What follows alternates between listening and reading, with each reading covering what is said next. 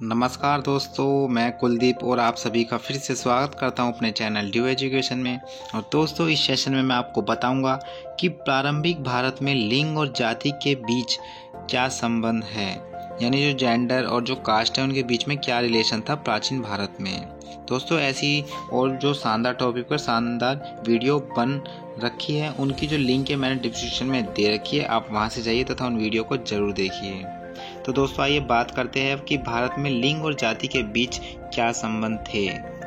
प्रारंभिक भारत से ही हम देख सकते हैं कि उस समय भी लिंग और जाति के बीच असमानता देखने को मिलती है। दोस्तों, आप ये तो मेरी बात से सहमत होंगे कि प्रारंभिक भारत में भी लिंग और जाति की जो ट्रेडिशन है वहीं से चला था। जैसे मैं आपको बोलूं, आपने सुना होगा कि जो गुप्ता पीरियड है उसे गोल्डन एज कहा जाता है, यानी स्वर्ण काल कहा जाता है। क्यों कहा जाता है? ये तो कहा जाता है कि स्वर्ण काल यानी वहाँ की जो इस स्थितियाँ हैं वो अच्छी थी, लेकिन किस पर्सपेक्टिव में? वो थी आर्थिक क्षेत्र में, औद्योगिक क्षेत्र में वहाँ की जो आर्थिक क्रिया थी अच्छी थी, इसलिए हम स्वर्ण काल कहते हैं। लेकिन जो वुमेन्स या जो भी लिंग और जाति में जो असमानता वहाँ देखने को मिलती थी, इसमें जो गोल्डन एज इसलिए कहा जाता है, मैंने आपको बताया जैसे आर्थिक क्षेत्र में उन्नति हो रही थी, वहाँ जो वो थे मजदूर या मतलब जो लोग थे वहाँ के थोड़े कुशल हो रहे थे, यानी टेक्नोलॉजी उन पे आ रही थी, वो नई नई चीज़ों का विकसित कर रहे थे, ठीक है। लेकिन फिर भी वहाँ पर लिंग और जाति में असमानता देखने को मिलती है। प्रारंभिक भारत में भी लोगों को अनेक काम के आधार पर बांट रखा था जो भेदभाव का बोध कराते हैं। सबसे मेन तो रीज़न यही है कि प्रारंभिक भारत में जो लोगों को ना उनके काम के आधार पर बांट रखा था।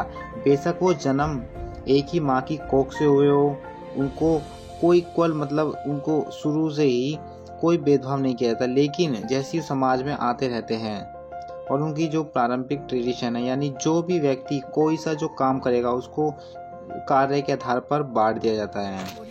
जैसे आप सभी ने सुना होगा कि जो प्राचीन भारत में जो लोगों को उनके काम के आधार पर बांटा था, जैसे ब्राह्मण हो गए, क्षत्रिय हो गए, शूद्र हो गए, उनके आधार पर, है ना। तो दोस्तों, सबसे पहले हम बात करते हैं कि जेंडर यानी लिंग कहते किसे हैं। जेंडर से अभिप्राय है हम किसी भी व्यक्ति, जीव जंतु या वस्तु आदि का पता चलता है, यानी हम जिस चीज़ को, किसी वस्तु हो गई, कोई भी व्यक्ति हो गए, उसका जो हम वस्तु को पता चलता है ना, वो हमें जेंडर से पता चलता है। क्या कि वो एक मेल है या फीमेल है, यानी जिससे हम पता कर सकते हैं कि वह लड़का है या लड़की है। साथ ही हम इसमें जो है ना जेंडर से हम जीव जंतुओं में भी अंतर कर सकते हैं, यानी एक डॉग फीमेल डॉग है या मेल डॉग है, तो जेंडर से हम ये चीज़ों का अध्ययन करते हैं। तो दोस्तों, मैं आप बताऊं आपको, we can divide it gender in 3 part. First is masculine यानी पुल्लिंग, सेकंड इज फेमिनिन यानी स्त्रीलिंग, एंड थर्ड इज न्यूटर यानी नपुंसकलिंग। लेकिन दोस्तों, वर्तमान में आज हम जो है इसे 2 पार्ट में देखते हैं जेंडर को, यानी now we can divide it gender in 2 part. First is common gender, जिसमें क्या क्या है, मैस्कुलिन यानी पुल्लिंग और फेमिनिन, और दूसरा है जो तो न्यूटर जेंडर यानी नॉन लिविंग थिंग्स। आगे दोस्तों मैं बात करता हूँ कास्ट यानी जाति कहते किसे है। दोस्तों, आप सभी ने सुना होगा कि जाति तेरी क्या है भाई, पूछते हैं ना कि कौन सी कैटेगरी से बिलोंग करता है, SC ST OBC, ठीक है। इनके अंदर भी सब टाइप्स जातियाँ यानी उप जातियाँ भी हैं इनके अंदर। तो जाति का जो तात्पर्य होता है ना, वो नस्ल या भेद से होता है, जो एक ऐसी व्यवस्था है जिसके अंतर्गत एक समाज अनेक पृथक जातियों में विभाजित रहता है।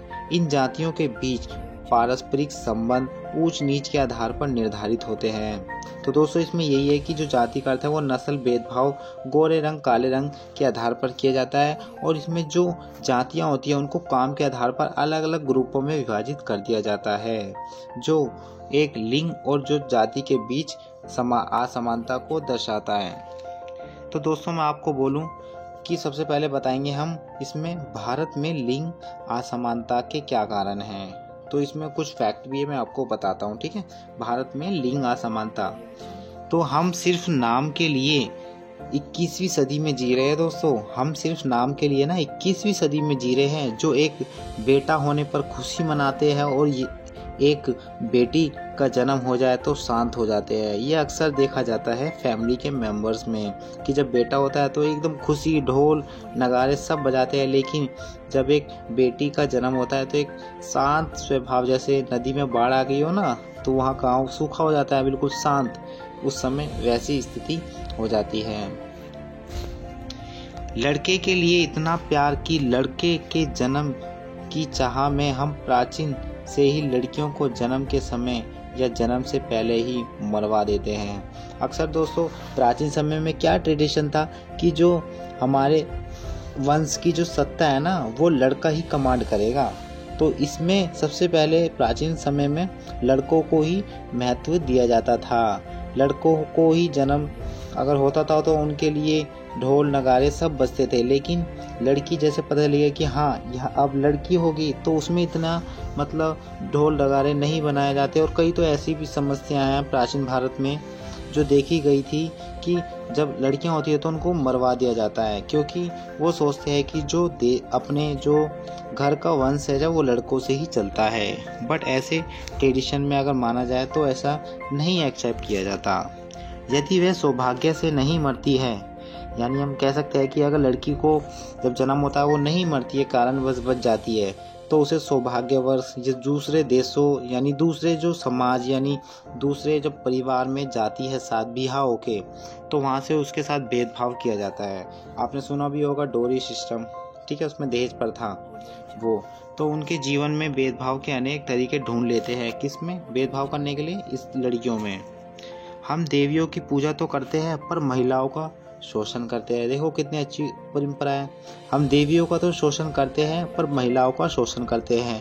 मैं आपको बता दूं कि असम में एक कामाख्या मंदिर भी है जहां जो महिलाओं की मतलब योनि पूजा की भी पूजा की जाती है वहां पर। तो ऐसा नहीं कहा जा सकता कि यहाँ भारत में महिलाओं का भी वर्चस्व पहले था या नहीं। तो वहाँ पर भी जो लोग हैं मेल्स फीमेल वहाँ सब पूजा करते हैं असम में कामाख्या मंदिर में। हमारा समाज एक ऐसा समाज बन चुका है जो हमारे विचार और उपदेश हमारे कार्यों से भिन्न हैं। अब दोस्तों बात करता हूँ मैं लैंगिक असमानता के कारण। प्रसिद्ध समाजशास्त्री सिल्विया के अनुसार पितृसत्ता सामाजिक संरचना की एक ऐसी व्यवस्था है जिसमें पुरुष अपना महिला पर प्रभुत्व जमाता है, उनका दमन करता है और शोषण करता है। भारतीय समाज में लिंग असमानता का मूल कारण इसी पितृसत्तात्मक व्यवस्था में निहित है।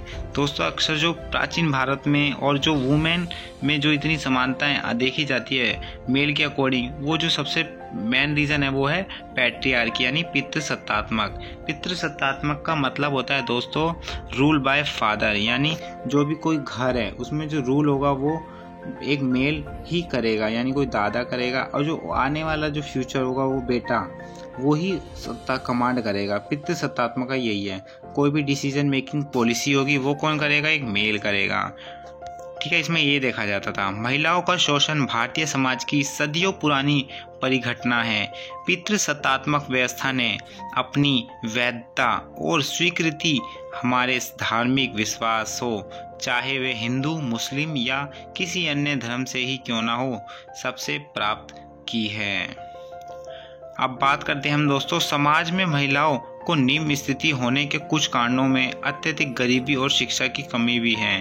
दोस्तों सबसे मेन तो यही रीज़न रहता है कि अगर समाज में महिलाओं की जो निम्न स्थिति यानी जो उनके साथ भेदभाव किया जाता है, उनका साथ शोषण किया जाता है, हैरेसमेंट किया जाता है, सबसे जो मेन रीज़न है वो है अत्यधिक गरीबी। गरीबी के कारण वो बोल नहीं पाती और वो दूसरों के अंडर काम करती रहती है और शोषण को सहती रहती है। और दूसरा मेन कारण है वो शिक्षा इतनी प्राप्त नहीं की जाती थी क्योंकि प्राचीन भारत में ही उनको 4 दीवारियों के अंदर रखा जाता था। अगर भारत में देखा जाए तो ड्रॉप आउट रेट जो सबसे ज़्यादा है वो है फीमेल का। इसका मतलब होता है कि दोस्तों अगर किसी फैमिली में 2 मेंबर हैं यानी मेल और फीमेल कोई बच्चा है, तो अगर जो उनके माता पिता है ना वो अगर स्कूल जाने का जो महत्व है वो पुरुष को देते हैं यानी अपने लड़के को देंगे, तो फीमेल वो महिला वो लड़की है उसको नहीं देंगे, यानी जो ड्रॉप आउट रेट है वो महिलाओं का घटता है बचपन में। गरीबी और शिक्षा की कमी के कारण बहुत सी महिला कम वेतन पर घरेलू कार्य करने या प्रवासी मजदूर के रूप में कार्य करने के लिए मजबूर हो जाती है।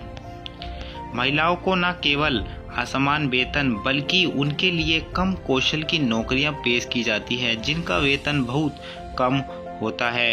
यह लिंग के आधार पर असमानता का एक प्रमुख रूप बन गया है। दोस्तों, आपने देखा होगा कि कोई भी नौकरी होगी ना, उसमें जो हाईली पोस्ट होगी उसमें एक मेल की भी होगी, फीमेल की होगी, लेकिन उसमें दोनों यानी फेल और फीमेल को, यानी मेल को तो उतना ही वेतन दिया जाएगा जितने एलिजिबल है उस पोस्ट के लिए, लेकिन फीमेल को उस पोस्ट के लिए उतना वेतन नहीं दिया जाएगा जितना एक मेल को दिया भी जाता है।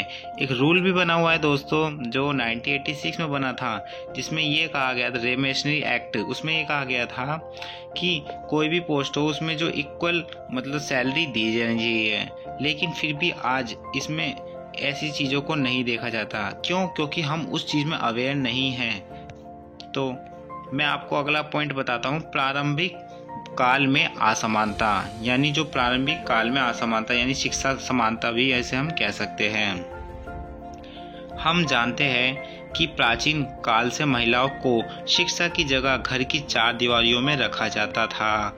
लड़की को बचपन से शिक्षित करना अभी भी एक बुरा निवेश माना जाता था, यानी लड़कियों को जो पढ़ाने पर खर्च होता है वो एक निवेश की तरह रूप में वो बुरा मानते हैं कि वो व्यर्थ ही जाएगा, इसलिए लड़कियों को पढ़ाते नहीं हैं, क्योंकि एक दिन उनकी शादी हो जाएगी, ये रीजन लेके चलते हैं, और उस पिता के घर को छोड़कर दूसरे घर जाना पड़ेगा।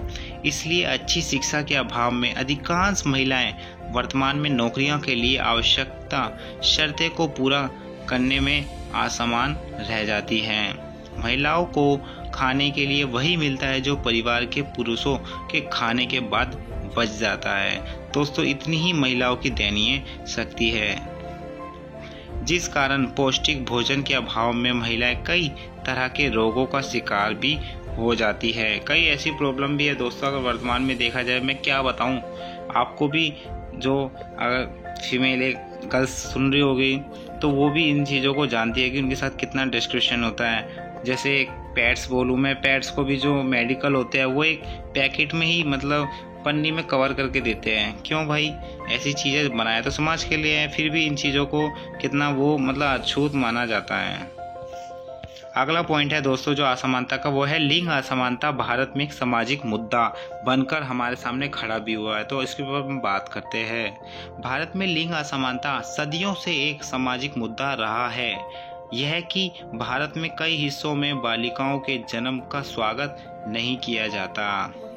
यह एक ज्ञात तथ्य भी माना जाता है कि बालिकाओं के जन्म से पहले ही भेदभाव शुरू हो जाता है, कभी कभी उन्हें मार दिया जाता है, जिससे पता चलता है कि भारत में लिंगानुपात यानी जो सेक्स रेशो होता है, जिसका मतलब होता है कि 1000 पुरुषों पर स्त्रियों की संख्या को हम लिंगानुपात कहते हैं। तो वर्तमान में अगर देखा जाए तो दोस्तों 1000 पुरुषों पर 943 लड़कियां, यानी कहीं ना कहीं आपके 55 के करीब जो लड़कियां कम पड़ रही है 1000 पुरुषों पर, जिसके कारण आप हरियाणा में सुना भी होगा कि वहाँ सबसे ज़्यादा कुंवारे लड़के हैं। लड़की की कमांड तो हर कोई करता है कि हाँ हमें लड़की चाहिए, लेकिन लड़की को कोई पालना पोसना नहीं कोई चाहता, उसे बोझ समझ के छोड़ देते हैं या मार देते हैं। ऐसे में देश भर में कई लड़कियों को स्कूल छोड़ने के लिए मजबूर किया जाता है। लेकिन दोस्तों आज हालत कुछ अलग ही है। जैसे राजस्थान में कुछ कॉलेज भी है जहाँ पर फीमेल को ही प्रेफरेंस दी जाती है, उसमें पढ़ाया जाता है ओनली फीमेल्स को। ऐसे कई राज्य भी है जहाँ पर औरतों के फेस्टिवल भी मनाए जाते हैं, कुछ समस्या को लेकर, कुछ वैसे भी। पितृसत्ता मानदंडों ने महिलाओं को पुरुषों से नीचे दिखाया जाता है। अक्सर उसे दुनिया की रोशनी देखने की अनुमति भी नहीं होती है। 21वीं सदी में इस स्थिति की कल्पना करना कठिन है, जब महिला हर क्षेत्र में मजबूत नेता साबित हुई है, कुश्ती से लेकर व्यापार तक। लेकिन इनकी प्रगति के बावजूद भी आज में अधिकांश भारतीय घर में बालिकाओं के साथ भेदभाव किया जाता है। आपने सुना भी होगा कि आज दहेज प्रथा के रूप में बहू जो सास, उसके जो पीहर है उसने उनको जला दिया। तो ऐसे ही दोस्तों न्यूज़पेपर में आप देखते हो कि इतना डिस्क्रिप्शन होता है। तो मैंने आपको दोस्तों इस जो सेशन में आपको इस बताने का पर्पज़ यही था कि जो प्रारंभिक भारत में लिंग और जो वर्ग यानी जाति के बीच क्या संघर्ष होते थे, और जो प्राचीन भारत में भी महिलाओं और आज की स्थिति में महिलाओं में कुछ ज़्यादा कोई खास अंतर नहीं है। जितना डिस्क्रिप्शन पहले होता था उतना थोड़ा कम हो गया है, लेकिन आज भी डिस्क्रिप्शन यानी जो असमानताएं देखी जाती है फीमेल्स के अकॉर्डिंग। तो दोस्तों आई होप आपको वीडियो दोस्तों अच्छी लगी होगी, और इसमें जो मैंने आपको कंटेंट बताया वो भी अच्छा लगा होगा। दोस्तों अगर अच्छी लगी हो तो प्लीज़ कमेंट में फीडबैक ज़रूर दें कि वीडियो आपको कैसी लगी। और अभी तक जिन्होंने भी हमारे चैनल को सब्सक्राइब नहीं करा तो दोस्तों प्लीज़ सब्सक्राइब कर लीजिए, ताकि ऐसी वीडियो की नोटिफिकेशन आप तक तुरंत पहुँचती रहे।